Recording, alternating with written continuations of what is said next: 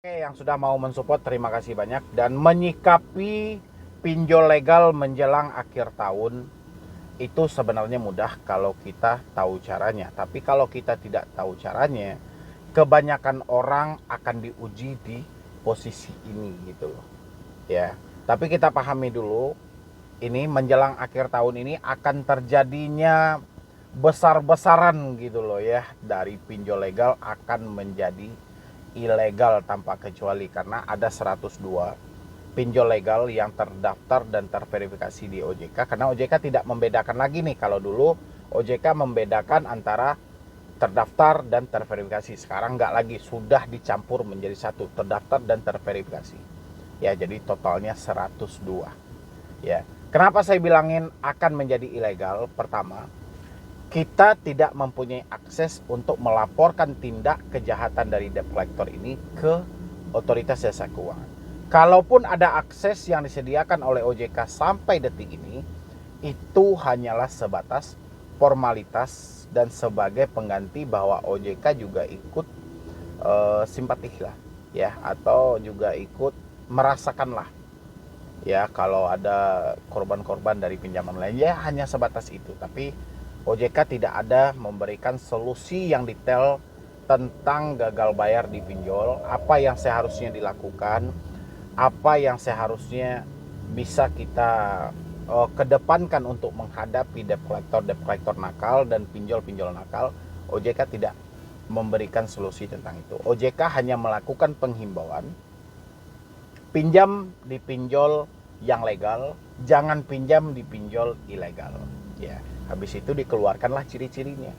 Tapi OJK lupa bahwa ciri-ciri dari pinjol ilegal ini ada di semua pinjol legal yang mereka keluarkan izinnya ya. Makanya saya bilangin pinjol legal akan menjadi ilegal menjelang akhir tahun karena tidak ada bagi kita akses untuk melaporkan tindak kejahatan dari pinjaman online legal ini ya, karena dia ditutupi oleh aturan otoritas dari jasa keuangan ya. Kenapa kita harus menyikapi hal-hal ini menjelang akhir tahun? Karena yang akan menjadi sasaran utama dari debt collector adalah mental dan pemikiran kita. Anda akan diserang di dua tempat ini habis-habisan. Pertama, masih dengan pola yang sama, akan kedatangan DC ke rumah, cuma mereka akan menarik versinya yang ke lebih tinggi, kayak mana ini bisa menjadi benar-benar nyata dan akan terjadi ya. Itu yang paling pertama. Yang kedua, nanti mereka akan berupaya untuk mengirimkan somasi yang lebih detail dan lebih valid lagi tentang penggunaan pasal-pasal perbankan atau pasal-pasal perdata yang di kop suratnya sudah tertera nama lawyer dan penasihat hukumnya dari perusahaan itu, dan di bawahnya distempeli oleh penasihat hukum itu ya. Itu juga bagian dari penagihan yang harus Anda sikapi ya. Anda heran nggak kenapa si debt collector selalu melontarkan tentang kedatangan ke rumah? Mungkin Anda bingung sampai detik ini. Bahkan Anda yang selalu bertanya kepada saya, kapan DC akan datang ke rumah? Telat berapa lama DC akan datang ke rumah? Itu karena Anda mendapatkan satu ucapan dari debt collector bahwa mereka akan datang ke rumah, tapi versi sudah ditingkatkan ya. Seakan-akan ini sudah terjadi dan akan nyata ya. Pernah nggak Anda mikir kenapa debt collector selalu mengedepankan bahwa mereka ingin berkunjung ke rumah? Kalau misalnya mereka mau datang, ya silahkan aja mereka datang, kan nggak ada masalah juga. Kita juga nggak membatasi kok tentang kedatangan debt collector ya. Itu dikarenakan karena Anda selama ini terlalu takut, selalu berhasil ya, selalu berhasil ketika dia melontarkan ucapan bahwa mereka akan datang ke rumah. Bukan dengan persilama nih. Kalau persilama orang kan sudah paham nih, orang dalam mobil, dalam perjalanan nih, segala orang udah paham. Tapi ini enggak. Ini dengan segala skenario yang ada, mulai dari pengiriman titik lokasi sampai dengan daerah yang ada di lingkungan sekitar rumah kita ya. Titik pas dari lokasi kita akan dikirim nih. Anda bingung nggak di mana mereka mengetahui hal itu ya? Itu dari map dan kecamatan atau kelurahan yang ada di KTP Anda. Mereka scroll di Google karena hampir seluruh pelosok Indonesia saat ini sudah mendapatkan akses yang sama, yaitu pengaksesan satelit Ya, itu Anda harus waspadai.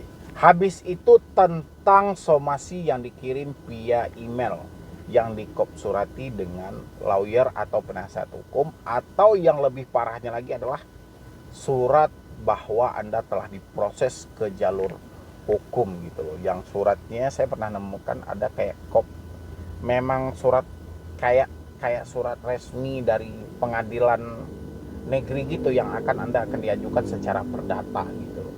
Padahal tetap kita akan memahami konsep yang ada.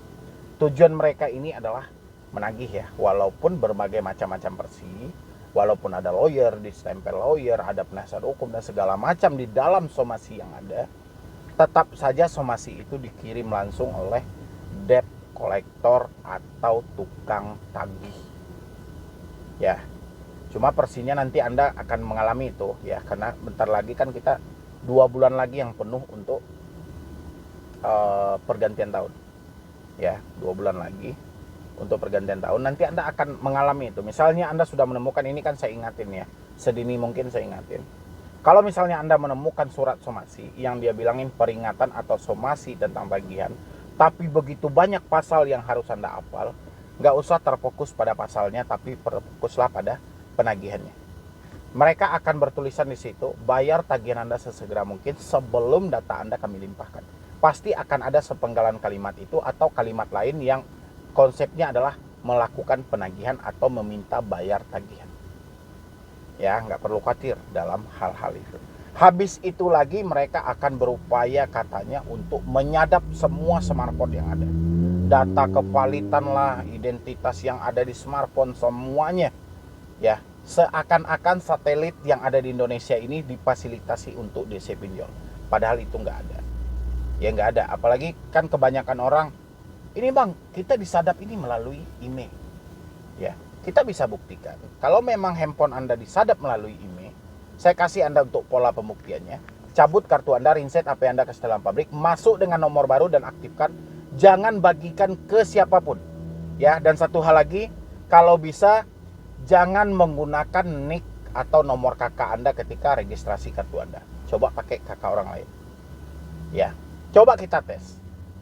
Ya, kalau memang handphone Anda disadap via email, otomatis apapun kartu yang Anda gunakan, nomor apapun yang sedang Anda gunakan akan tersadap oleh mereka. Tapi dengan catatan jangan pernah bagikan nomor Anda ke siapapun. Begitu kita cara membuktikannya. Jadi kita nggak terlalu harus fokus kepada konten-konten kreator.